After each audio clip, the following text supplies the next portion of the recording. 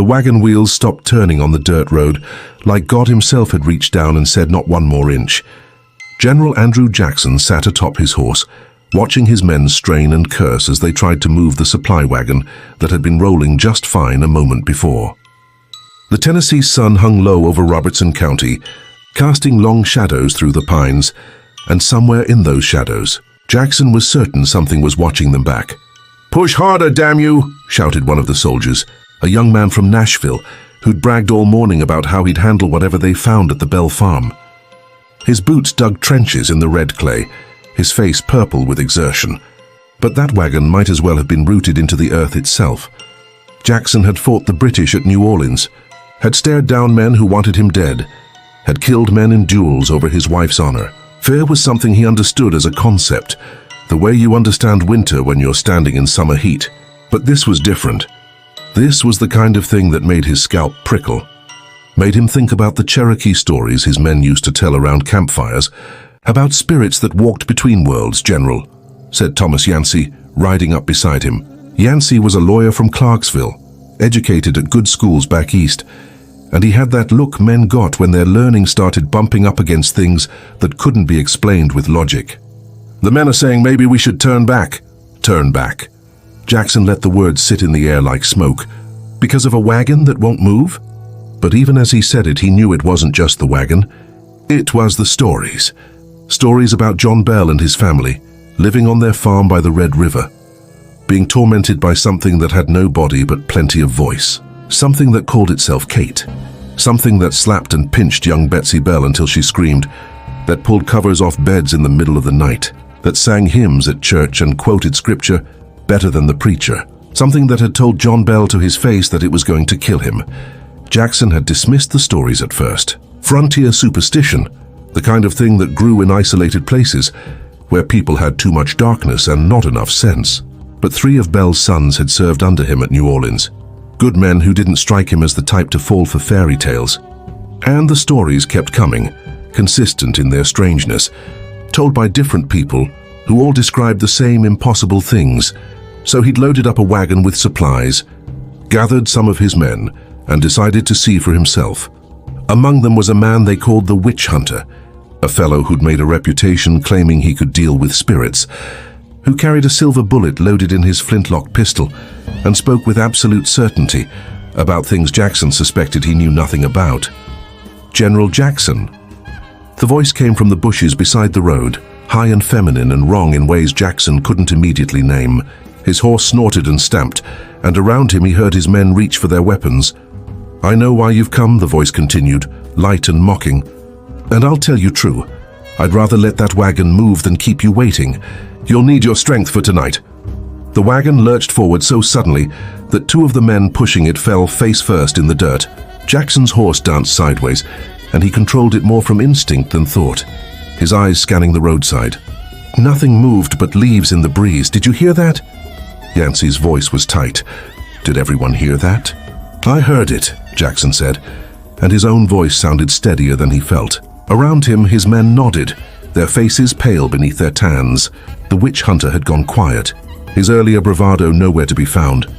They continued down the road in silence, and Jackson found himself thinking about faith and doubt, about the borders between what could be explained and what couldn't. He'd always been a practical man, suspicious of mysteries, confident in the strength of his own will. But practicality seemed like a thin shield against whatever waited for them at the Bell farm. The Bell house came into view as the sun touched the horizon, a substantial 2-story structure that spoke of prosperity and solid American values. Smoke rose from the chimney. Chickens scratched in the yard. From a distance, it looked like any successful farm in Middle Tennessee, the kind of place that represented everything the new nation was supposed to be about. But Jackson had been in enough battles to know that peace could hide violence, that the worst things often wore ordinary faces. John Bell came out to meet them, and Jackson was struck by how worn the man looked. Bell was around 70, but he moved like someone much older, like something had been taking pieces out of him year by year.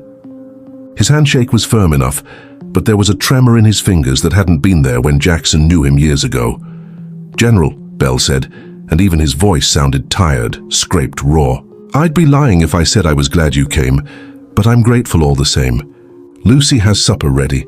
Your men can stable their horses and make camp, or we've got room in the house if they prefer. They'll camp, Jackson said, because his men were soldiers and soldiers knew how to make do. But he caught the relief in Belle's eyes, the way a man looks when he doesn't have to pretend his house is a safe place to sleep. Inside, the house was well kept, but possessed an atmosphere Jackson couldn't quite name. It was as if the walls themselves were holding their breath. Lucy Belle greeted them with the kind of grace that came from generations of breeding, but her eyes kept darting to the corners of rooms, and twice during supper, Jackson saw her flinch at sounds he couldn't hear. The meal was good. Country ham cornbread, beans cooked with bacon fat, the kind of food that stuck to your ribs and reminded you what you were fighting for when you went off to war. But conversation was stilted, careful, like everyone was afraid of saying the wrong thing and summoning something that waited just behind the air. Betsy Belle sat at the far end of the table, a pretty girl of about 20, with dark circles under her eyes that made Jackson think of soldiers who'd seen too much combat. She barely touched her food, and when her mother spoke to her, she answered in monosyllables, her gaze fixed on her plate like it was the only safe place to look. "How long has this been going on?" Jackson asked finally, because someone needed to say something direct. John Bell looked at his wife, and something passed between them, the kind of communication people develop when they've survived something terrible together. "Near about 3 years now," Bell said. "Started small. Noises, things moving on their own. We thought maybe rats in the walls or the house settling. The kind of things you tell yourself when you don't want to believe what's really happening. But it got worse," Jackson said. "It got worse." Bell's hand shook as he reached for his water glass. It learned to talk. And once it learned to talk, it never stopped. It's got opinions on everything, politics, religion, who Betsy should marry, how I run my farm. It quotes scripture and argues theology with the preacher. It sings better than anyone in the county. And it hates me with a passion I've never seen in anything living or dead. Why you? I don't know. And the anguish in Bell's voice was real. I've asked it 100 times. Sometimes it says I cheated Kate Batts over a land deal, though I swear on the Bible I dealt fairly. Sometimes it says I disturbed a grave. Sometimes it says it's here from everywhere and nowhere, that it's older than creation and has been waiting for someone like me. The stories change. The hate doesn't. In the parlor after dinner, Jackson's men gathered with the family. The witch hunter sat prominently near the fireplace, his flintlock across his knees, that silver bullet loaded and ready. He'd been boasting all through supper about the spirits he'd defeated, the hexes he'd broken, the witches he'd sent screaming back to whatever hell spawned them. Jackson found himself hoping the man's confidence wasn't entirely misplaced. But he'd seen enough combat to recognize bluster when he heard it, the way men talked big to cover their fear. And when he looked at Betsy Belle, at the haunted exhaustion in her eyes, at the way she kept rubbing her arms like she was cold though the room was warm, he wondered what it took to break a person like that. What you'd have to endure night after night after night before you looked the way she looked. "Do you fear the witch?" Jackson asked the witch hunter, partly to break the silence, partly to see what the man was really made of. "Fear." The witch hunter laughed, loud and theatrical. "General, I've faced things that would turn your blood to ice. Spirits and demons and conjurers of the darkest arts. They all fell before my silver bullet and my iron will. This Kate, whoever or whatever she is, she'll be no different. I'll send her howling back to the pit, you mark my words." The candle flames wavered, though there was no draft. In the corner, Betsy Belle went very still. "Is that right?" The voice came from everywhere and nowhere. That same high feminine tone Jackson had heard on the road, but stronger now, filling the room like water fills a glass. "You think your silver bullet and your iron will are going to save you?" The witch hunter jumped to his feet, pistol raised, spinning in circles, trying to find a target. The other men scrambled back, reaching for weapons that were useless against an enemy they couldn't see. Jackson stayed seated, his hands gripping the arms of his chair, forcing himself to remain still while every instinct screamed at him to run. "Show yourself," the witch hunter demanded, and his voice cracked on the words, "Oh, I don't think so." There was laughter in the voice now, delighted and cruel. "But I'll show you something else." The witch hunter's pistol flew from his hand like someone had slapped it away. He gasped and grabbed at his face, crying out, "Something's got my nose. It's twisting my nose." He danced around the room, his hands batting at the air. and Jackson could see the man's nose turning red, could see it being twisted by invisible fingers while the witch hunter shrieked. "This is your great protector." The voice was addressing Jackson now. "This is what you brought to defeat me. I expected better from a general." The witch hunter ran. He crashed through the parlor door and kept going, his footsteps echoing through the house and out into the night. Jackson heard him yelling for his horse, heard the thunder of hooves as he rode away into the darkness. The sound faded and silence fell like a curtain.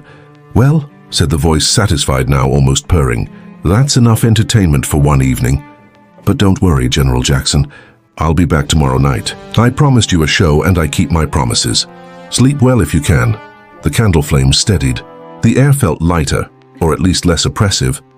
But Jackson knew the difference between an enemy retreating and an enemy toying with you, and he knew which one he was facing. "I've changed my mind," he said to John Bell. "I won't be staying a week after all." "I understand," Bell said quietly. Most people don't stay even a night, but Jackson was still a general, still a man who'd built his reputation on facing danger, and he couldn't quite bring himself to run the way his witch hunter had run. "I'll stay tomorrow," he said. "One more night, to see what else this Kate has to show me." In his borrowed room that night, Jackson lay awake listening to the house settle around him, listening to sounds that might have been wind or might have been something else. He thought about death, which had never frightened him, and about things worse than death, which he was only beginning to understand. Outside his window, something laughed high and wild and free, and Jackson, who had faced down the British Empire, who had killed men and led men to kill, who feared nothing that walked on two legs or four, found himself pulling the covers up to his chin like a child afraid of the dark. Tomorrow, he told himself. Tomorrow he'd face this witch, this impossible thing, and he'd find a way to understand it or defeat it, or at least survive it with his reputation intact. But deep in his gut, in that place where men keep the truths they won't say out loud, Andrew Jackson suspected that tomorrow Kate was going to teach him the difference between courage and wisdom, and he suspected the lesson wouldn't be gentle. Morning came to the Bell farm the way morning comes everywhere, with roosters crowing and smoke rising from chimneys and the ordinary miracle of another day. But Jackson had spent enough time in dangerous places to know that daylight was just darkness delayed, that the things that hunted you in the night were still out there somewhere, waiting for the sun to set. He found John Bell in the barn, tending to a horse that limped on its left foreleg. The old man moved with careful precision, his hands gentle on the animal despite the tremor Jackson had noticed at dinner. There was something peaceful about the scene, something that belonged to the America Jackson believed in, the America of honest work and good land and people who made their own way in the world. "You didn't sleep," Bell said without looking up. "How can you tell? You've got the same look my family wears every morning. Like you spent the night waiting for something that never quite came." Bell straightened, wincing as his back protested. "That's what Kate does best. She'll torment you all night with noises and voices, pull your covers off a dozen times, pinch and slap until you're black and blue. But just when you think you can't take anymore, she'll go quiet, let you drift off, and then she'll start again the moment you relax." "Why?" Jackson heard the exhaustion in his own voice. "What does she want?" "If I knew that, maybe I could give it to her." Bell turned to face him fully, and in the morning light Jackson could see how the years had carved into the man. "At first we thought she wanted us gone, wanted us off the land. But we tried to leave once, packed everything up, and she followed us. Told us we were fools if we thought we could escape her. Said she'd haunt us wherever we went. What about the church? A priest?" Bell laughed, and it was a bitter sound, empty of humor. "We've had every preacher in Robertson County here. Baptist, Methodist, Presbyterian. We even had a Catholic priest come up from New Orleans. You know what happened?" She argued theology with all of them, quoted scripture they'd forgotten, corrected their Latin, sang hymns in three-part harmony. The Catholic priest said she knew more about the Bible than most bishops. Then she called him a hypocrite and told him about sins he'd committed that nobody knew about. He left and never came back. Jackson walked to the barn door and looked out across the farm. Fields stretched toward the river, well-maintained and productive. This was good land, the kind of land men fought and died for, the kind of land that built nations. The thought of something invisible and malicious controlling it, tormenting the family that worked it, offended something deep in Jackson's sense of order. "I meant what I said last night," he told Bell. I'm staying another night. Whatever this Kate is, she can be faced. Everything can be faced. That's what Joshua Gardner said. Belle's voice went soft. He was engaged to Betsy. Good young man, strong, faithful, everything a father could want for his daughter. But Kate hated him. Told Betsy that if she married Joshua, she'd make their lives a living hell. Betsy tried to stand firm. Told Kate she loved Joshua, and nothing would stop her marrying him. What happened? Kate kept her promise. She escalated. Started attacking Betsy every night. Scratched her until she bled. Stuck pins in her while she slept. Pulled her hair so hard chunks came out. All the while singing and laughing and telling her it would all stop if she just broke the engagement. Belle's hands clenched into fists. Her father's supposed to protect his daughter, General. But how do you protect someone from something you can't see, can't touch, can't kill? She broke the engagement, Jackson said quietly.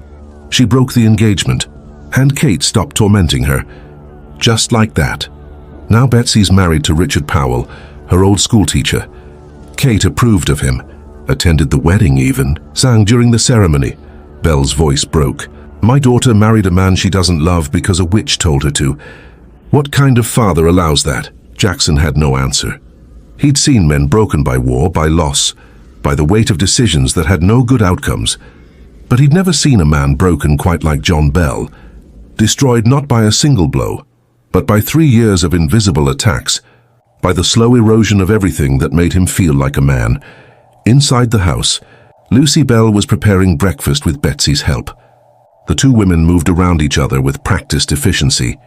But Jackson noticed how they never quite relaxed, how they kept glancing at doorways and windows as if expecting something to leap out. General Jackson, Lucy said, setting a plate of eggs and bacon before him. I hope you're not planning to stay on our account.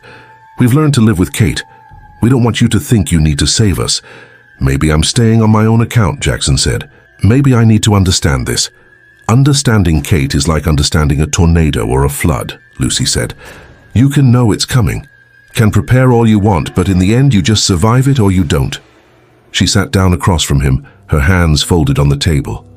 My husband is dying, General. Kate's made that clear. She's poisoning him somehow, taking pieces of him day by day.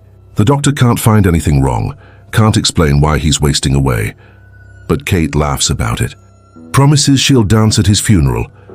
Betsy flinched at that, her hand knocking over a salt cellar. Salt spilled across the table, and she stared at it with an expression of such profound despair that Jackson had to look away. There are things worse than death, Lucy continued. Betsy learned that. We've all learned that. Sometimes I think Kate's not trying to kill us. She's trying to teach us something, show us how small we are, how powerless. I don't accept that, Jackson said, and meant it. Every enemy has a weakness. Every problem has a solution. Then you're braver than most or more foolish. Lucy smiled, and there was kindness in it. But I'll pray you're right. The day passed slowly. Jackson spent most of it interviewing the neighbors, trying to piece together a coherent picture of what had happened.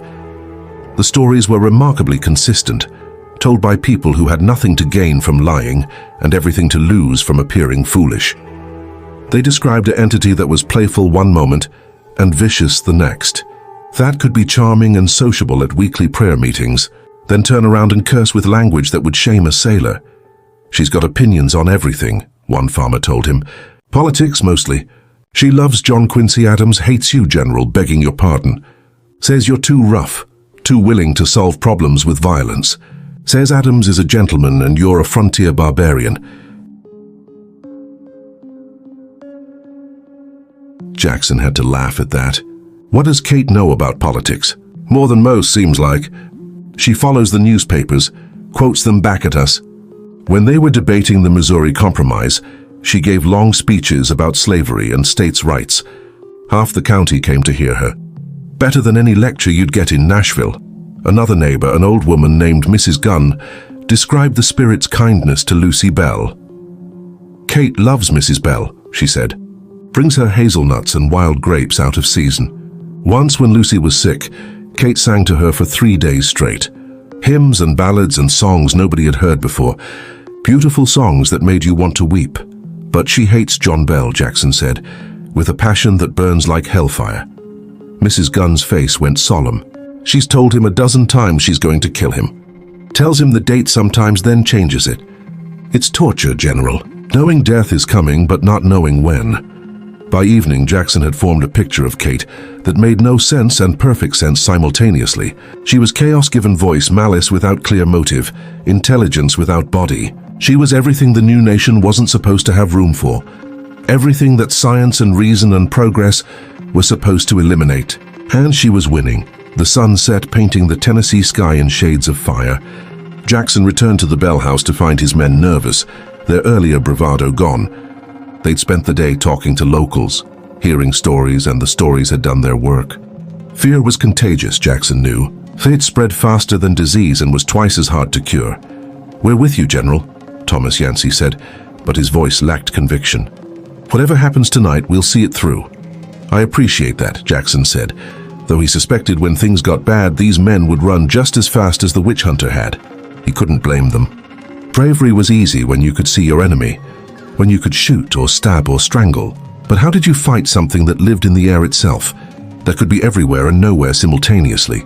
They gathered again in the parlor as night fell. Lucy served coffee and cake, maintaining the forms of hospitality, even in a house haunted by malevolence. Betsy sat in the corner, silent and pale, while John Bell took his place by the fire, his face resigned. This was their normal now, Jackson realized. This was what their lives had become. "Will she come?" Jackson asked. "She always comes," Bell said. "The only question is what mood she'll be in." They didn't have to wait long. As the last light faded from the windows, the temperature in the room dropped. Jackson saw his breath mist in the air, saw frost forming on the window panes despite the fire blazing in the hearth. Around him, his men pulled their coats tighter, their eyes wide and searching.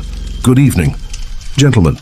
Kate's voice filled the room, and this time Jackson could hear the layers in it, the way it seemed to come from multiple directions at once, from the walls and floor and ceiling simultaneously. "I trust you've had a pleasant day?" "I know I have. I've been watching you, General, listening to you ask your questions, trying to understand me. It's adorable, really. Like watching a child try to understand thunder." "Show yourself," Jackson said, keeping his voice level. "If you want to talk, show yourself." "Why? So you can shoot me, stab me?" "I've seen men try that. They look very foolish, swinging at empty air." There was laughter in her voice, genuine amusement. "But I'll tell you what, General, since you've come all this way, since you were brave enough to stay when your witch hunter ran like a rabbit, I'll give you a gift. I'll tell you a truth." "What truth?" "This land you love, this nation you're building, it's built on graves. Native graves. Slave graves. The graves of everyone who was here before you. Everyone who didn't fit into your idea of progress. I'm one of those graves, General. Or maybe I'm all of them. Maybe I'm the voice of everyone you tried to silence." Jackson felt something cold touch his neck, felt invisible fingers trace down his spine. He forced himself not to move, not to give Kate the satisfaction of seeing him frightened. "That's a pretty speech," he said, "but speeches don't explain why you torture this family." "They didn't kill anyone. They're just farmers trying to make a living." "Are they?" Kate's voice turned sharp. "Ask John Bell about the land deal with Kate Batts. Ask him how he measured that acre. Ask him if he was honest when he knew no one was watching." "I was honest," Bell said, and his voice trembled. "I swear before God I gave her fair measure." "God, Ma," Kate laughed, and it was a terrible sound, full of mockery and pain. "You all invoke God when it suits you. When you're stealing land, when you're owning people, when you're killing in the name of progress. But where is God now, John Bell? Where is God while I squeeze the life out of you drop by drop?" Around the room, objects began to move. Chairs slid across the floor. Pictures fell from walls. The poker lifted from beside the fire and hung suspended in the air, its iron tip glowing red. "Kate," Lucy Bell said, and her voice was steady, calm, in a way that spoke of practice. "Please don't frighten our guests." "Oh, Lucy." And suddenly Kate's voice was soft, almost tender. "Dear Lucy, you know I'd never frighten you. You're the only good one in this house, the only one who deserves kindness." The poker clattered to the floor. The chairs settled back into place. But the General asked for a show, and I always keep my promises. What happened next would stay with Jackson for the rest of his life, would creep into his dreams and color his understanding of what was real and what wasn't.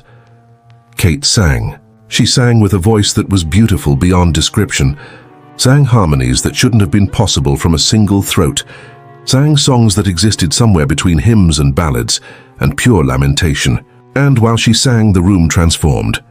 Jackson saw things in the shadows, faces, hundreds of faces, thousands, Native Americans with hollow eyes, African slaves with scarred backs, children who'd died of disease and hunger, soldiers rotting on battlefields, all the ghosts of all the people who'd been ground under the wheels of progress, who'd paid the price for the nation Jackson had spent his life building. "Do you see them?" Kate whispered between verses.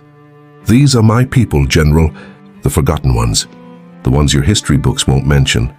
They're why I'm here. They're why I'll never leave." The visions faded as the song ended, but their impact remained. Jackson found himself shaking, found tears on his face that he didn't remember shedding.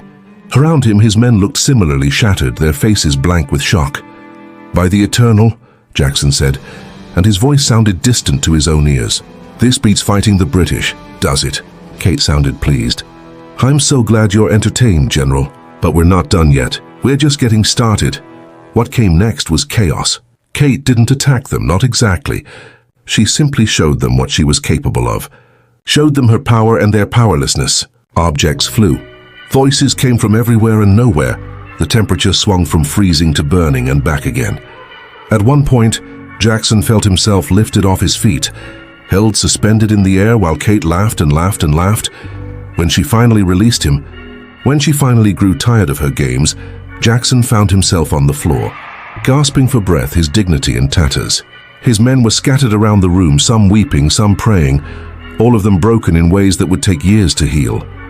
"That's enough for tonight," Kate said, and she sounded satisfied. "You've been good sports, better than most, but you should leave now, General. Go back to Nashville. Go back to your wars and your politics. This isn't your battle. This is something older and deeper and darker than anything you've faced before. What about them?" Jackson managed to say, gesturing toward the Bell family. "What about John? John?" Kate's voice went cold. "John is mine. I'll have him soon enough. But don't worry, General. I'll make it quick. Quicker than he deserves, but I'm feeling generous tonight."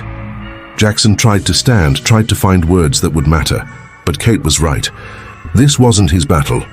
This wasn't something he could fight with armies or politics or force of will. This was something else entirely, something that existed in spaces he'd never learned to navigate. "I'm leaving at dawn," he told John Bell. "I'm sorry." "Don't be," Bell said softly. "You lasted longer than most." That night, lying in bed waiting for a sunrise that seemed impossibly far away, Jackson thought about power and its limits. He thought about all the battles he'd won, all the enemies he'd defeated, all the times he'd bent the world to his will through sheer stubborn refusal to break. And he thought about Kate, who existed beyond his reach, beyond anyone's reach, who represented something he'd spent his life trying to pretend didn't exist.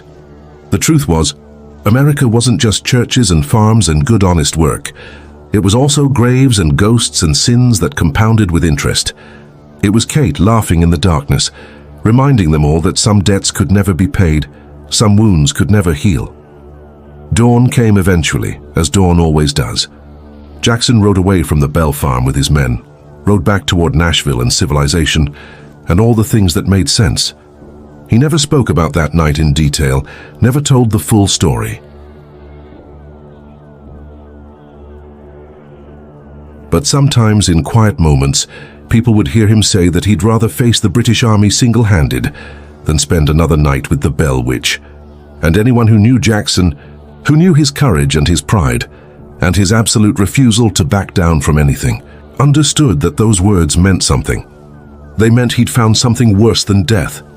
He'd found the truth, and the truth was that no matter how powerful you became, no matter how many battles you won or nations you built, there were still things in the darkness that couldn't be tamed. There were still witches that couldn't be killed. There were still prices that had to be paid. Kate had taught him that, and he'd never forget the lesson. 3 weeks after General Jackson rode away from the Bell farm, John Bell died. He died on a December morning with frost on the windows, and his family gathered around his bed. Died with Kate's laughter echoing through the house like wind through empty rooms. They found a vial by his bedside, small and dark glass containing something that smelled like poison. When they fed a drop to the cat, the animal convulsed and died within seconds. Kate claimed credit for the murder, Said she'd been putting the poison in Belle's mouth drop by drop while he slept. Said she'd made good on every promise she'd ever made. At the funeral, she sang. Not hymns but bawdy drinking songs, not prayers but mockery. She sang about death and victory and the satisfaction of seeing an enemy buried, and there wasn't a damn thing anyone could do to stop her. 200 people came to see John Bell put in the ground, and every one of them heard Kate celebrating, heard her joy at a good man's death. Some said it was the darkest day in Robertson County history. Others said it was just another Tuesday in a world where witches could kill with impunity. But this story isn't really about John Bell's death. That was just one chapter in a longer book, one verse in a song that kept playing long after the main performers had left the stage. This story is about what came after, about the ways trauma ripples outward through time, about how one family's nightmare became a nation's legend. Richard Powell, Betsy's husband, the man Kate had approved of, moved his young wife away from Robertson County as fast as he could manage. They settled in Mississippi, started over, tried to build a life that didn't include invisible voices and supernatural torment. By all accounts, they succeeded. They had children. Powell prospered. Betsy grew old far from the farm where she'd spent her teenage years being scratched and pinched and terrorized by something that called itself Kate. But people who knew, Betsy said she never quite lost that haunted look, that 1,000-yard stare that soldiers bring back from wars. She'd flinch at sudden noises. She'd wake from nightmares screaming about invisible hands. She'd told her children sanitized versions of what happened, but you could see in her eyes that the memories weren't sanitized at all, that they were raw and red and painful as the day they were made. Some wounds don't heal, her daughter wrote years later, in a letter that ended up in a historical society archive. Mother survived Kate, but she never stopped surviving her. It was like the witch had carved out a piece of Mother's soul and kept it, played with it in the dark where we couldn't see. Lucy Bell, though, stayed on the farm. She stayed in the house where her husband had died, stayed in the rooms where Kate had sung and laughed and killed. People thought she was crazy. They offered to buy her land, offered to help her move, but she refused every offer with the kind of polite stubbornness that Southern women could turn into an art form. "This is my home," she'd say. "Kate doesn't want me gone." She said so herself, and it was true. Kate was kind to Lucy in ways she'd never been kind to anyone else. She'd bring Lucy hazelnuts and grapes, would sing her to sleep with lullabies, would warn her about storms coming or crops failing. It was as if the witch recognized something in the old woman, some quality of endurance or acceptance that she respected. Kate had promised to return in 7 years, and she kept that promise like she kept all her promises. In 1828, she came back to the farm and spoke with John Bell Jr., the oldest son who'd stayed to help his mother manage the land. They had conversations, Bell Jr. said later, about the future of the nation, about slavery and states' rights and the coming storm that everyone could see building on the horizon. She knew, Bell Jr. wrote in a journal that survived him. Kate knew what was coming. The Civil War, the death and destruction, all of it. She spoke about it like it was history that had already happened, like she existed outside of time and could see forward and backward simultaneously. It terrified me more than all her tricks and torments ever did, because if she was right about the war, what else was she right about? The visits didn't last. After a few weeks, Kate departed again, promising she'd return in another 107 years, in 1935, and then she was gone, leaving behind nothing but stories and scars, and a legacy that would outlive everyone who'd known her directly. But here's the thing about stories. They don't stay where you put them. They grow and mutate and spread like living things, taking on lives of their own. The Bell Witch story did exactly that. It moved beyond Robertson County, beyond Tennessee, became something that belonged to the whole nation. People who'd never been within 1,000 miles of the Bell farm claimed to have encountered Kate. Spiritualists held seances trying to contact her. Preachers used her as proof of the devil's power. Skeptics tried to explain her away as mass hysteria or elaborate hoax. But the people who'd been there, who'd heard her voice and felt her touch and watched objects move through empty air, they knew better. They knew that some things couldn't be explained away. That the universe was bigger and stranger than anyone wanted to admit. Andrew Jackson never spoke publicly about his encounter with Kate. He'd mention it in private, to close friends and family, but even then he was careful with his words. He'd fought the British Empire to a standstill, had killed men in duels, had faced down death more times than most men face down a bad cold. But Kate had done something to him that no enemy ever had. She'd made him doubt the fundamental nature of reality. There's a story, probably apocryphal but too good not to be true, about Jackson's final days. He was dying in 1845, surrounded by family and friends, and someone asked him if he had any regrets. Jackson thought for a long time, long enough that people thought he'd fallen asleep. Then he opened his eyes and said, "I have only 2 regrets. I regret that I didn't shoot Henry Clay, and I regret that I didn't hang John C. Calhoun. But I also regret that I didn't understand the Bell Witch when I had the chance." Of all my failures, that one haunts me most. Whether he actually said those exact words doesn't matter as much as the fact that people believed he might have. Because that's what Kate represented. She represented the things that powerful men couldn't control, couldn't understand, couldn't defeat. She was the darkness at the edge of American optimism, the ghost at the feast of progress. The Civil War came just like Kate predicted, and Tennessee bled like every other state bled. And the Bell Farm saw soldiers from both sides march across its fields. Some of those soldiers, camped on land that Kate had haunted, reported strange occurrences. Voices in the night, objects moving, a sense of being watched by something that didn't wish them well. But by then, the nation had bigger ghosts to worry about, bigger sins to account for, and one which in Robertson County seemed almost quaint by comparison. Lucy Bell lived until 1837, stayed in that house until the day she died, and locals said Kate attended her deathbed. Said the witch sang Lucy into the next world with a gentleness she'd never shown anyone else. Sang songs about rest and peace and the end of suffering. It was, people said, almost beautiful, almost redemptive. But redemption wasn't really Kate's style. She'd killed John Bell without mercy. She'd terrorized Betsy until the girl broke. She'd sent General Jackson running back to Nashville with his tail between his legs. The kindness she showed Lucy was the exception that proved the rule. Kate was chaos and malice, and something older than America, something that predated churches and constitutions and all the things civilized people used to keep the darkness at bay. The Bell Farm passed through different hands over the years. Some owners reported strange occurrences, others didn't. Some claimed to hear Kate's voice, others heard nothing but wind and ordinary night sounds. But the land maintained its reputation.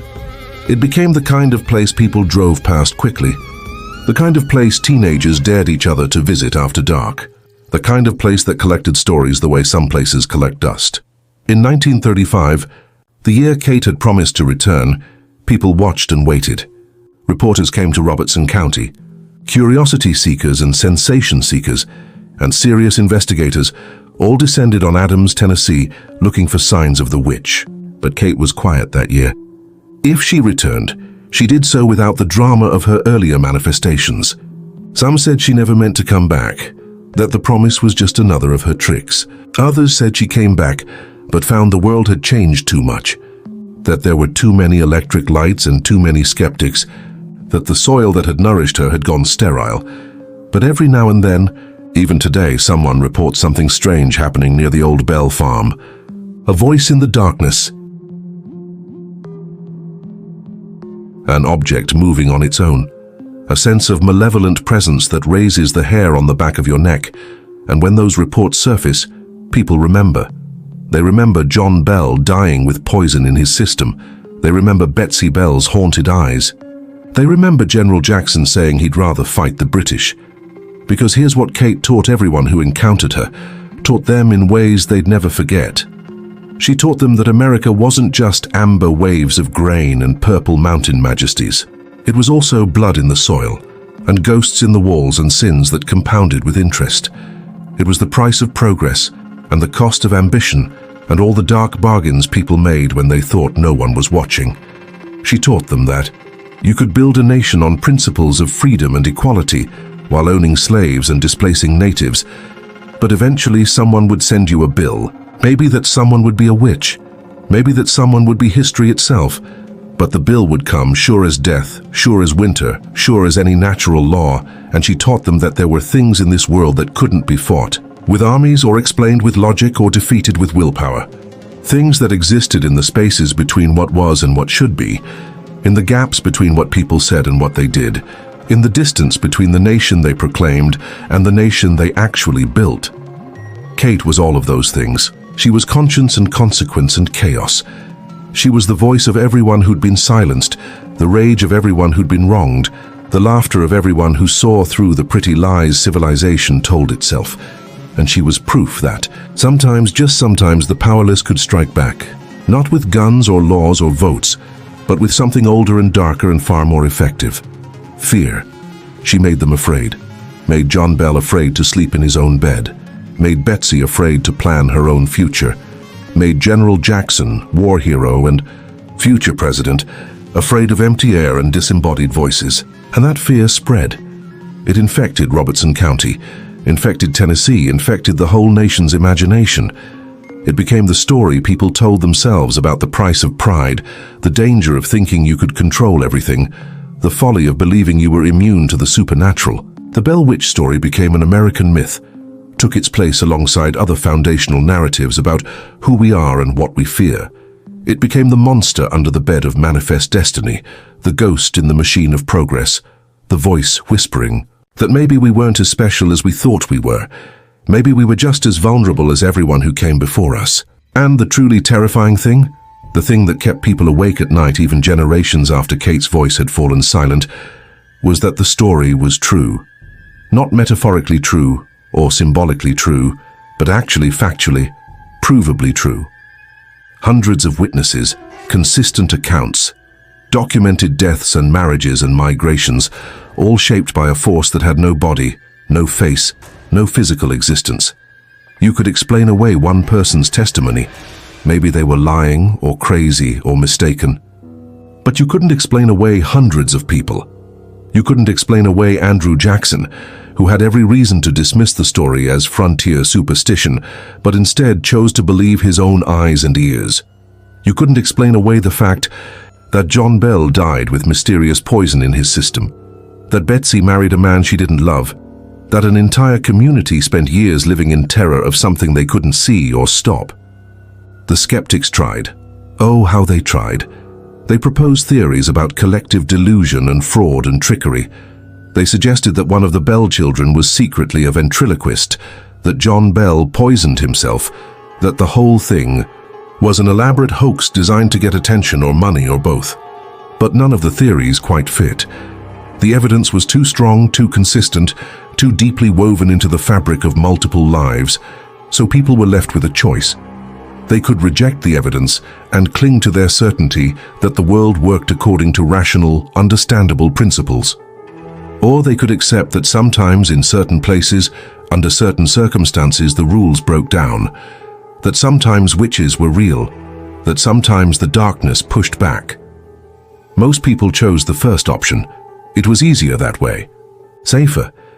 But there were always a few, usually people who'd experienced something they couldn't explain, who chose the second option, who accepted that the universe was bigger and stranger than the comfortable lies suggested, who lived with the uncertainty and the fear and the knowledge that control was always an illusion.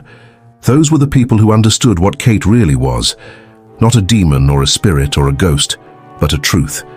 The truth that civilization was a thin veneer over chaos, that safety was temporary, that power was conditional.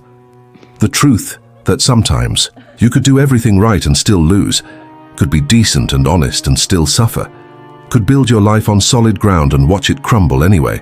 It was a hard truth, an American truth, the kind of truth the nation spent most of its time trying to forget but could never quite escape. Years passed, decades, centuries. The Bell farm changed hands again and again. The house where John Bell died was torn down and rebuilt, and torn down again. The people who'd known Kate directly died and were buried, their stories passing into history.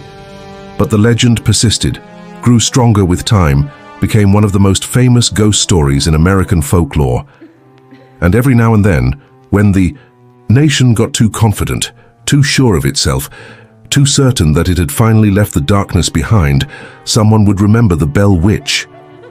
Would remember that once upon a time in Tennessee, something impossible had terrorized good people for no clear reason. Would remember that Andrew Jackson, who feared nothing, had admitted that facing Kate was worse than facing the British Empire. Would remember that some prices couldn't be paid, some debts couldn't be settled, Some wounds couldn't be healed.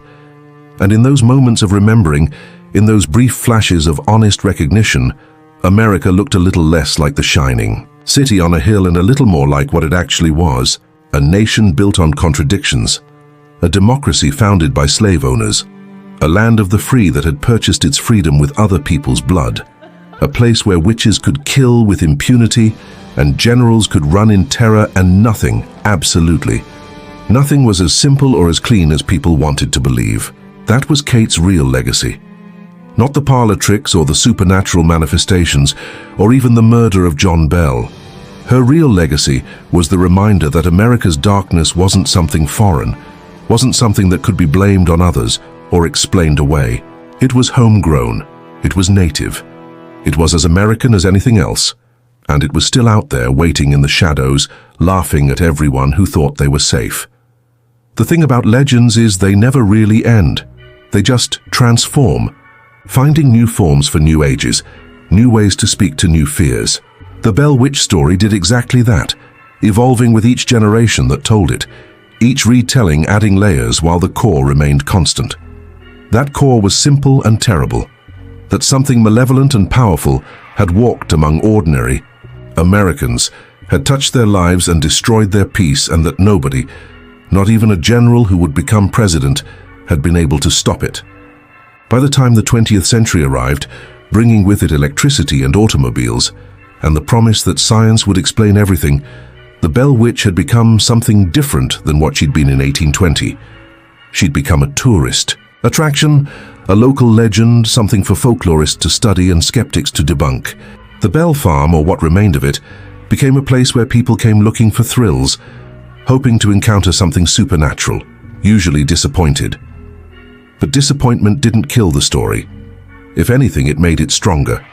Because the people who didn't experience anything could dismiss it as superstition, could feel superior to their ancestors who'd been fooled by noises in the night and tricks of ventriloquism. And the people who did experience something, the ones who came away with scratches they couldn't explain or voices they couldn't forget, they became believers.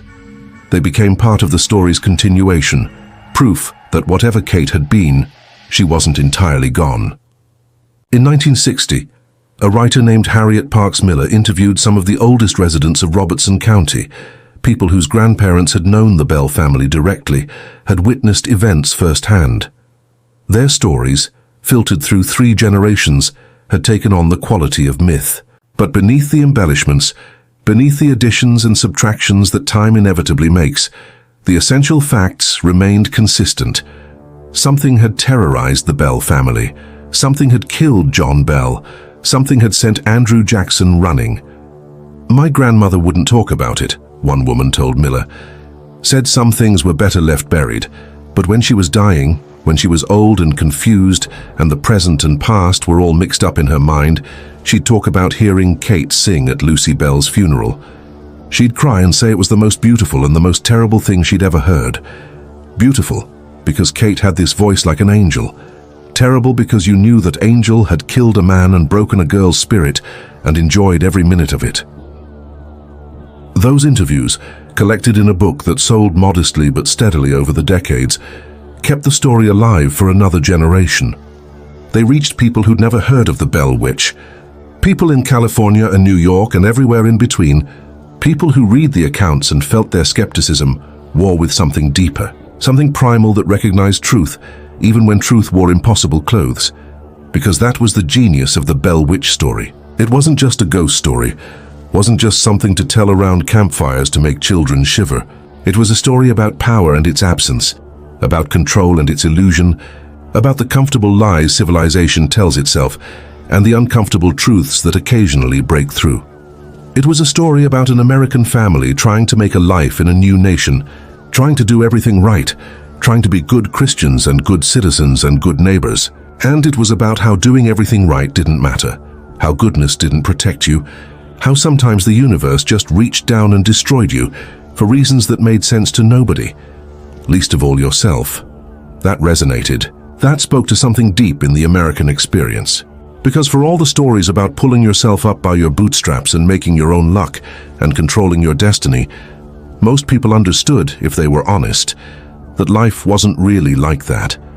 Most people had experienced moments when everything fell apart, despite their best efforts. When chaos intruded and control proved illusory, when they realized how fragile their sense of safety really was.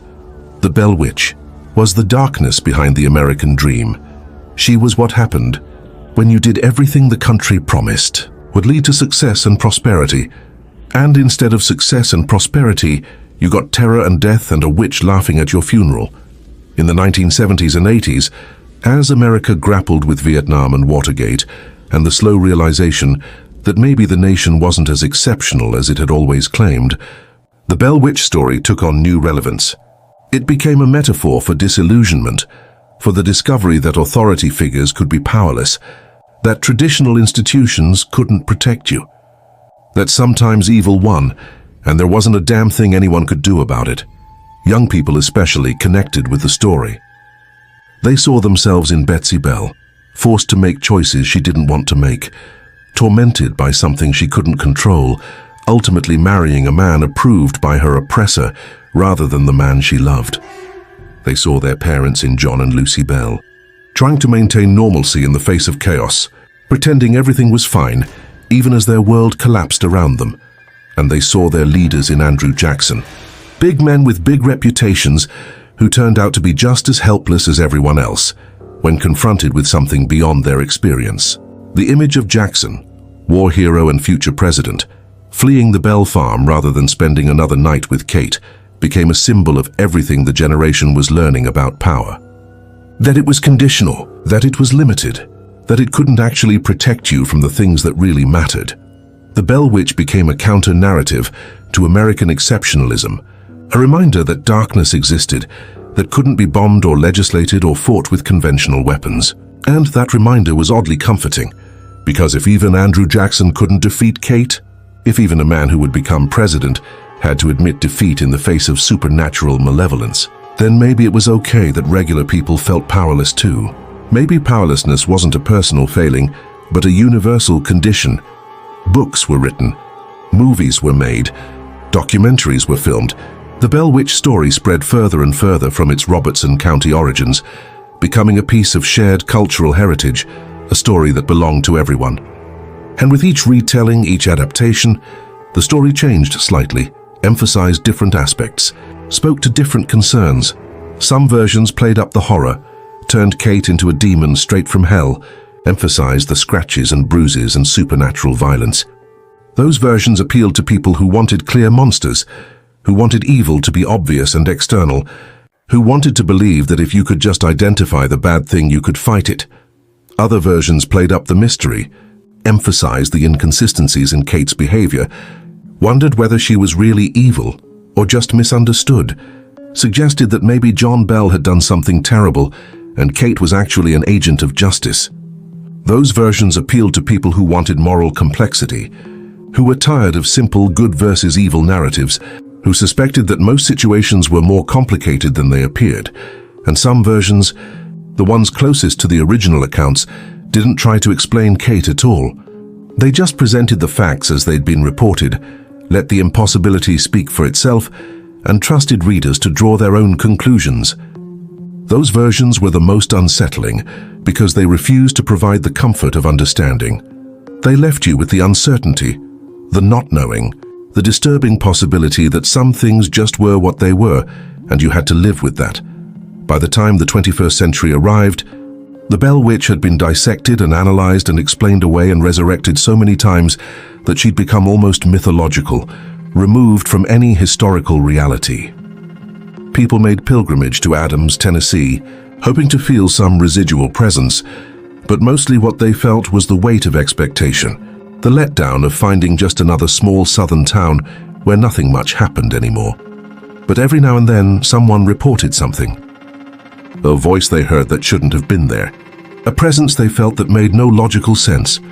A moment of absolute conviction that they weren't alone, that something was watching, that the stories might be true after all. Those reports kept coming. Not many, not enough to prove anything, but enough to prevent complete dismissal. Enough to keep the legend alive.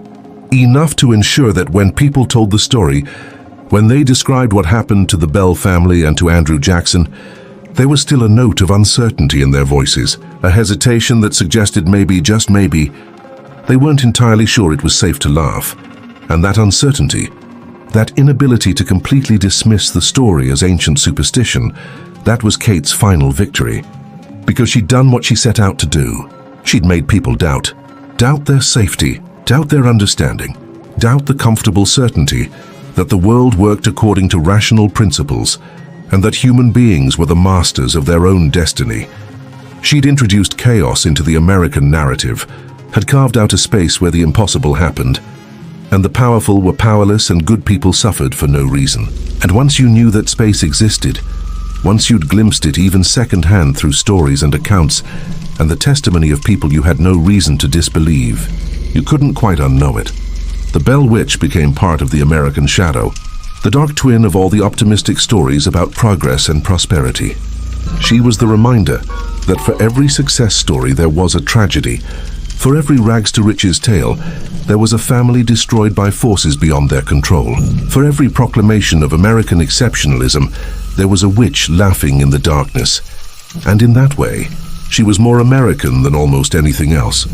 Because America was never just the light, it was always the light and the shadow, the dream and the nightmare, the proclaimed values and the dark realities those values concealed. It was Thomas Jefferson writing about equality while owning slaves.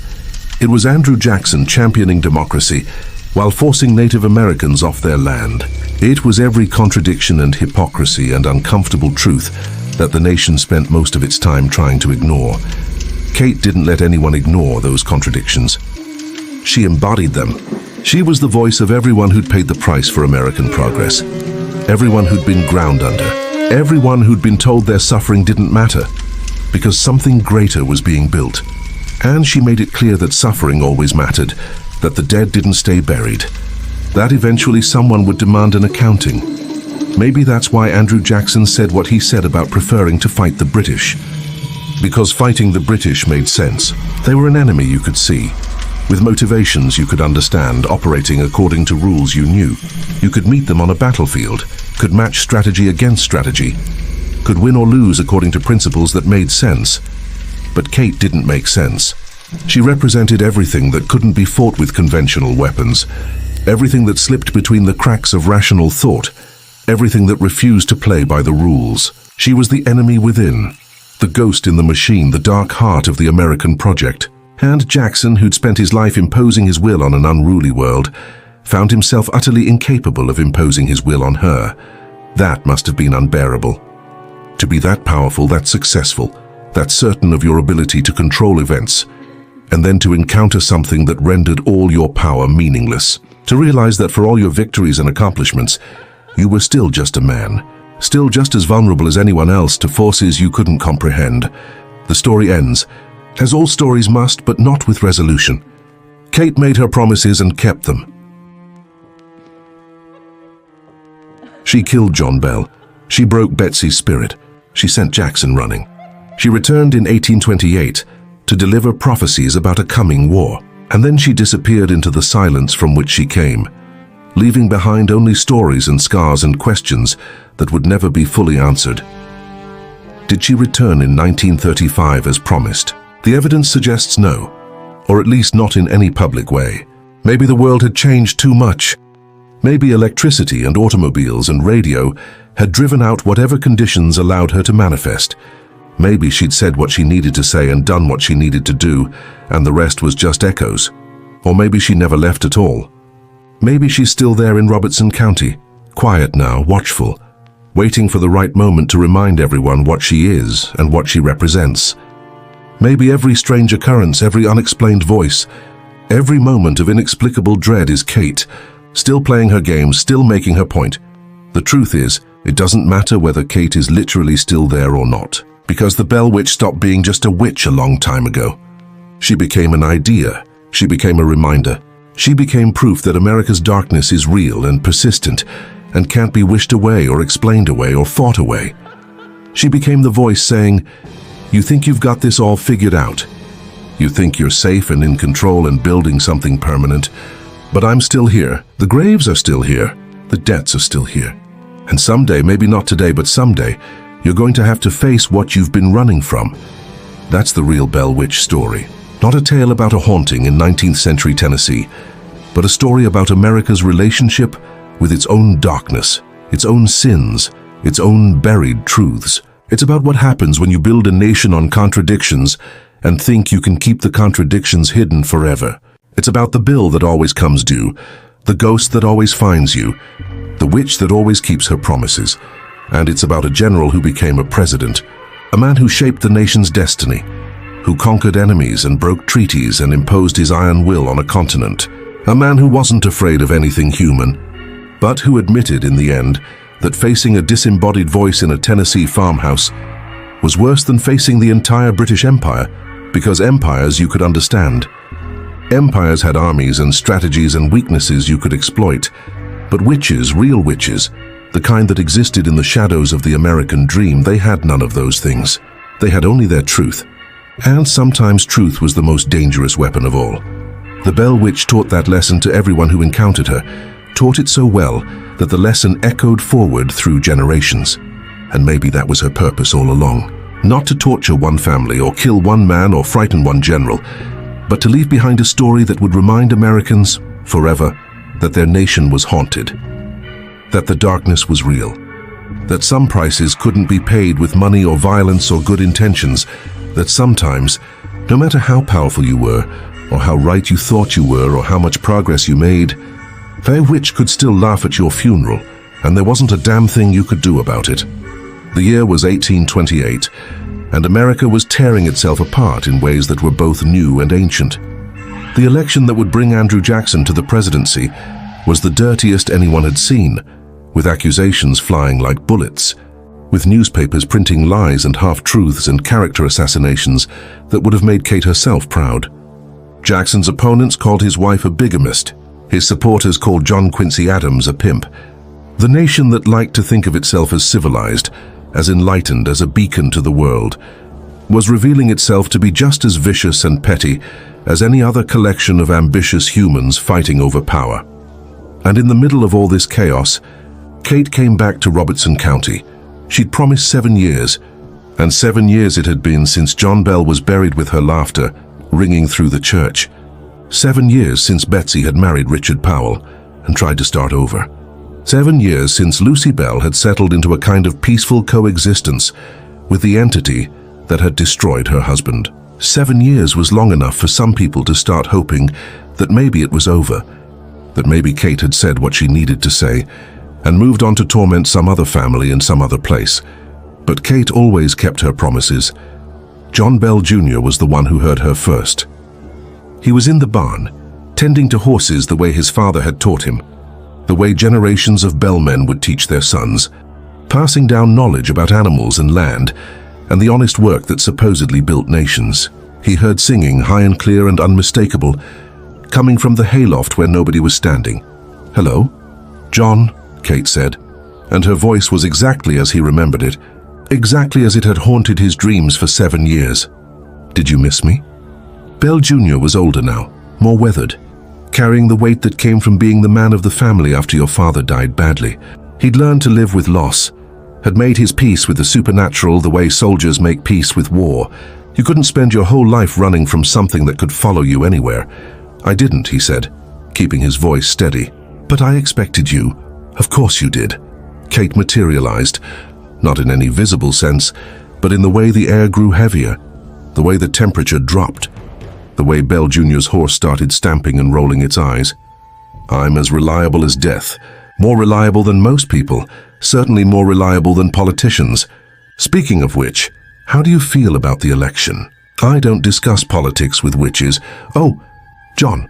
And there was genuine affection in her voice, the kind she'd only ever shown to Lucy Bell.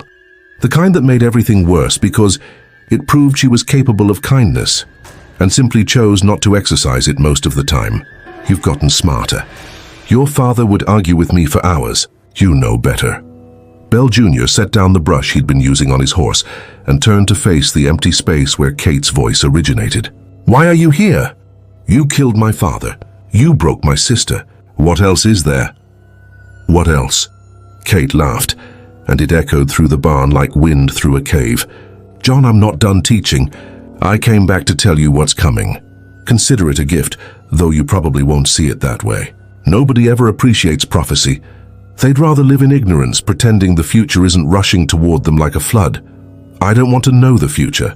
Nobody ever does, but you're going to hear it anyway." The temperature dropped further, and frost began forming on the wooden beams of the barn, spreading in patterns that looked almost like words. "Your General Jackson is going to be president. He's going to do terrible things in the name of progress. He's going to move entire nations of people off their land, going to break every treaty his government signs, going to build his legacy on suffering he'll never have to witness personally." Bell Jr. wanted to argue, wanted to defend Jackson, who'd been brave enough to come to their farm when others wouldn't. But he'd learned something in 7 years. Kate didn't lie. She twisted truths and mocked people and tormented them with their own contradictions. But she didn't actually lie. When she made a prophecy, it came true. And after Jackson, Kate continued, her voice taking on a rhythm like a preacher, building to revelation. "After all his wars and removals and expansions, the bill will come due. The nation is going to tear itself in half. Brother will kill brother. Cities will burn. More Americans will die than in all your previous wars combined. And it will all be over the sin you've been trying to ignore since before you were born. The sin of owning people. The sin of pretending some humans aren't human." "The slavery question," Bell Jr. said quietly. "The slavery answer," Kate corrected. "There's no question about it. It's evil. It's unsustainable, and it's going to destroy you. Not you personally, John. You'll be dead before the worst of it comes. But your children, your grandchildren, they'll live through hell. And they'll wonder how their ancestors could have been so blind, could have built so much prosperity on so much suffering, and thought there wouldn't be consequences." Bell Jr. felt something cold and heavy settle in his chest, felt the weight of knowledge he couldn't unknow. "Why tell me this? What am I supposed to do with it?" "Nothing." Kate's voice was almost gentle now, almost sad. "You can't do anything. That's the point. You're going to watch it all happen, going to see every step leading toward the cliff, and you won't be able to stop it. Nobody will. Because the thing about nations, about great collective endeavors, is they have momentum. Once they start moving in a direction, once they commit to certain principles even while violating others, they can't stop. They can only crash. Then why tell me at all? Because someone should know.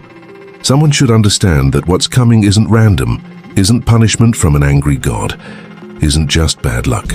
It's consequence. It's the natural result of building something grand on a foundation of bones. And maybe if enough people understand that, if enough people recognize the pattern, someday they'll choose differently." The frost on the barn beams was spreading, forming words and images that Bell Jr. couldn't quite read. Hieroglyphs from a language nobody spoke anymore, or everybody spoke without realizing it. He watched the patterns grow and shift, watched Kate's power made visible in ice and cold, and the kind of beauty that hurt to look at.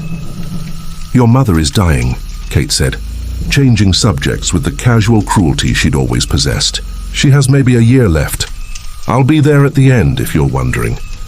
I'll sing her a cross. It's the least I can do for the only one of you who never feared me." "She loves you," Bell Jr. said, and he wasn't sure if it was an accusation or just an observation. "I know. It's the strangest thing. I killed her husband, ruined her daughter's life, turned her home into a place of terror, and she loves me anyway. Sees something in me worth loving?" Kate paused, and when she spoke again, her voice held something Bell Jr. had never heard before. Not quite regret, but maybe a cousin of it. "She's the best of you. The best of all of you. Remember that when she's gone." The cold began to recede. The frost on the beams started melting, water dripping onto the hay below. Bell Jr. knew Kate was leaving, knew this conversation was ending, and he found himself asking the question he'd wanted to ask for 7 years. Why my father? What did he actually do? Silence stretched so long Bell Jr. thought Kate had already gone. Then her voice came back, quieter than before, more distant. He cheated Kate Batts by an inch, a single inch of land in a boundary dispute. He knew he was doing it, knew she was a widow who couldn't fight back, knew nobody would believe her word over his. It was such a small thing, John, such a tiny sin. But sin is like water, it finds cracks and widens them. 1 inch became a principle, became a pattern. Your father got comfortable with small injustices, told himself they didn't matter, told himself he was still a good man. So you killed him for an inch of land. I killed him for thinking an inch didn't matter. For thinking small evils don't count. For building a life on the idea that some wrongs are too small to address. Kate's voice was fading now, becoming one with the wind outside. That's what America does, John. Commits small evils and calls them necessary. Takes inches and calls it progress. And then wonders why witches show up to settle accounts. Then she was gone, and Bell Jr. was alone in the barn with his nervous horse and his heavy knowledge. He stood there for a long time, thinking about inches and consequences, about the distance between what people claimed to believe and how they actually lived. He thought about his father, who'd been a good man in most ways, who'd provided for his family and honored his word and attended church faithfully. A good man who'd cheated a widow out of an inch of land and thought it didn't matter. How many inches had America taken? How many widows had it cheated? How many small sins had it committed while telling itself they were too small to count?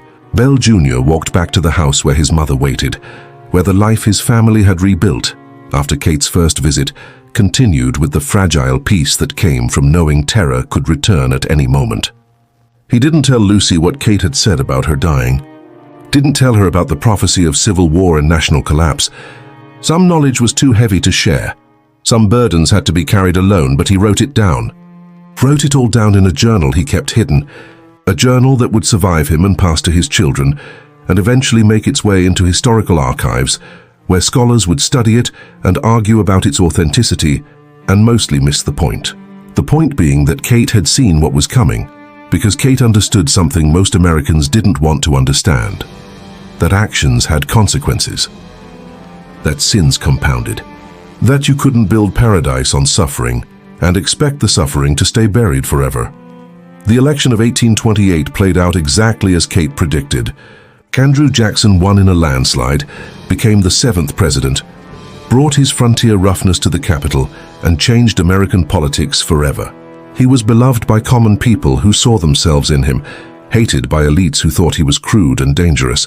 He expanded voting rights for white men while denying them to everyone else. He vetoed the National Bank and moved the Cherokee Nation and built his legacy on contradictions so profound they'd still be argued about 2 centuries later.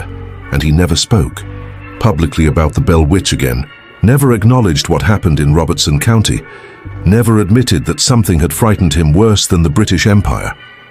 But people close to him said he'd wake from nightmares sometimes, said he'd mention Kate's name when he was old and sick and close to death himself. Said that whatever happened in that farmhouse had marked him in ways that never fully healed. Lucy Bell died in 1837, exactly when Kate said she would, and true to her word, the witch was there at the end. Neighbors who sat vigil heard singing, heard a voice of impossible beauty filling the room where Lucy lay dying. The songs were hymns mostly, old familiar tunes that Lucy had sung in church all her life. But there were other songs too, older songs. Songs in languages nobody recognized. Songs that seemed to come from somewhere before memory and beyond time. She's singing her home, one of the neighbors said, tears streaming down her face. That witch is singing Lucy Bell home. And maybe that was the strangest thing about the whole Bell Witch legend. Stranger even than the supernatural manifestations and the verified prophecies and the documented deaths. The strangest thing was that Kate, for all her malice and cruelty and vindictive rage, had loved Lucy Bell, had shown her kindness in the midst of terror, had recognized in her something worth preserving, even while destroying everything around her. It suggested that Kate wasn't simply evil, wasn't just a force of chaos and destruction. She was something more complicated, something that understood the difference between the people who committed sins and the people who bore the cost of those sins. Lucy had borne the cost of her husband's small evil, had suffered for his inch of stolen land, had lost her peace and her husband and her daughter's happiness because of something she hadn't done. And Kate had noticed, had cared, had made sure that Lucy, at least, would die with beauty and grace and the knowledge that someone, even if that someone was a witch, understood her suffering. After Lucy's death, Kate's presence in Robertson County became sporadic, occasional, more rumor than reality. People reported strange occurrences, unexplained voices, moments of supernatural dread. but nothing like the sustained campaign of terror that had defined the early years. It was as if Kate had made her point and moved on, or perhaps as if Lucy's death had taken something essential from her, had removed the one connection that kept her anchored to this particular place and time. The Bell farm passed through various hands, each owner adding their own chapter to the legend. Some reported nothing unusual. Others swore they heard voices, felt presences, experienced things that defied rational explanation. The stories piled up layer upon layer until it became impossible to separate fact from fiction, truth from embellishment, the original events from their many retellings. But John Bell Jr.'s journal remained, hidden in family archives, passed down through generations who mostly didn't believe it. The prophecy about civil war seemed ridiculous right up until it didn't. Right up until the moment when brother did start killing brother, when cities did burn, when the nation tore itself apart over exactly the sin Kate had identified. Then people remembered the journal, remembered the prophecy, remembered that a witch in Tennessee had seen it coming 30 years before anyone else, and they wondered. In that way, people wonder about things that frighten them too much to examine closely what else Kate had been right about, what other prophecies she'd made that were still waiting to come true, what other sins were compounding, what other bills were coming due, what other consequences were rushing toward them like water toward a broken dam. The Civil War came and went, devastating the South, transforming the nation, ending slavery but not racism, solving one problem while creating dozens of others. Tennessee was a border state, torn between loyalty to the Union and loyalty to the Confederacy, brother against brother in the most literal sense. The Bell Farm saw both armies march across it, saw soldiers who didn't know or care about its history, treating it as just another piece of contested ground. Some of those soldiers reported strange occurrences, voices in the night, equipment moving on its own, a sense of being watched by something that didn't wish them well. The reports were dismissed as combat fatigue, as the stress of war playing tricks on exhausted minds. But the descriptions were consistent enough, specific enough, that people who knew the history recognized the pattern. Kate was still there, still watching, still waiting. But waiting for what? That was the question that lingered, that colored every retelling of the Bell Witch story, that transformed it from simple ghost story into something deeper and more troubling. If Kate had been prophetic about the Civil War, if she'd understood the consequences of America's foundational sins, what else did she know? What else was coming? The 20th century brought industrialization, world wars, civil rights movements, all the convulsions and transformations that marked America's journey from frontier nation to global superpower. And through it all, the Bell Witch story persisted, adapted, found new meanings for new times. Kate became a symbol of whatever darkness people saw in their own moment, whatever sins they recognized but couldn't quite face. For some, she was the voice of murdered Native Americans, crying out for land that had been stolen. For others, she was the rage of enslaved Africans, refusing to be silenced or forgotten. For still others, she was simply chaos, the reminder that no matter how much control you thought you had, no matter how much power you accumulated, there were still forces that could humble you, could break you, could laugh at your funeral.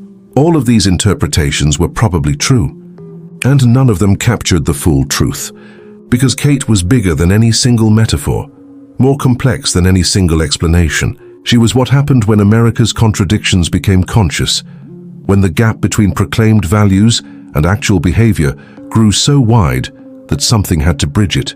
She was the return of the repressed, the bill collector for centuries of debt, the voice crying in the wilderness that the emperor had no clothes, and she was proof, absolute and undeniable proof, that some things couldn't be rationalized away, that the universe was bigger and stranger than scientific materialism wanted to admit, that there were more things in heaven and earth than were dreamt of in America's philosophy. John Bell Jr. died in 1860, just as the nation was coming apart, just as Kate's prophecy was beginning its final fulfillment. His last words, according to his children, were about his father, about how a good man had died badly, about how small evils mattered, about how inches added up to miles and sins compounded into catastrophe, and about how a witch had tried to teach them all something, and how nobody had listened, and how the lesson was about to be taught again in blood and fire.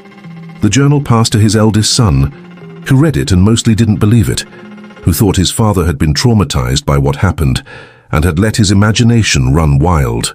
But he kept it anyway, kept it as family history, as a reminder of where they'd come from and what they'd survived. And when 1935 came around, when Kate's promised return was supposed to happen, that journal became briefly famous. Reporters came to interview the family, looking for prophecies about what Kate might say next, looking for patterns in her previous visits that might predict future ones.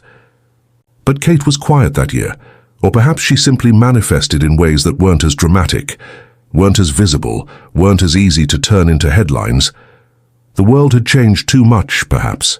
Electric lights had driven out some of the darkness where witches lived. Radio and telephones and automobiles had connected people in ways that made the isolated terror of the Bell Farm harder to replicate. Or maybe Kate had simply said everything she needed to say, had taught every lesson she came to teach, and the rest was just humans being slow to learn. But the story lived on. And in living on, in being told and retold and adapted and reimagined, it became something more than just the account of one family's terror. It became a fundamental American narrative, a story about the price of progress and the cost of ambition and the darkness that lurks beneath every success story. It became a reminder that Andrew Jackson, conqueror of the British, had admitted defeat to a disembodied voice, that power had limits, that some enemies couldn't be fought with conventional weapons, that sometimes the only rational response to the supernatural was to run, to admit powerlessness, to accept that you didn't understand and couldn't control everything. And maybe that was the real lesson Kate had come to teach, not about land deals or justice or revenge, but about humility, about recognizing that humans, for all their accomplishments and intelligence and technological progress, were still small creatures in a vast universe, were still subject to forces they couldn't see or understand, were still accountable for sins they wanted to pretend didn't matter. The Bell Witch story endured because it told that truth better than any sermon or lecture or political speech. It told it through terror and supernatural manifestation and the broken lives of real people.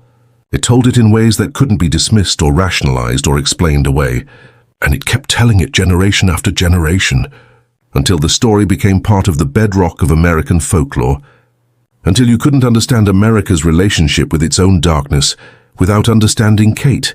And somewhere, in whatever space witches inhabit when they're not terrorizing Tennessee farmers, Kate probably laughed about that, laughed about how she'd become immortal through story, how her voice would echo through American culture long after everyone who'd heard it directly was dust, laughed about how a nation that prided itself on rationality and progress and control had to make room for her, had to acknowledge that once upon a time something impossible had happened, that once upon a time a witch had been real and powerful, and absolutely terrifyingly right about everything she'd said.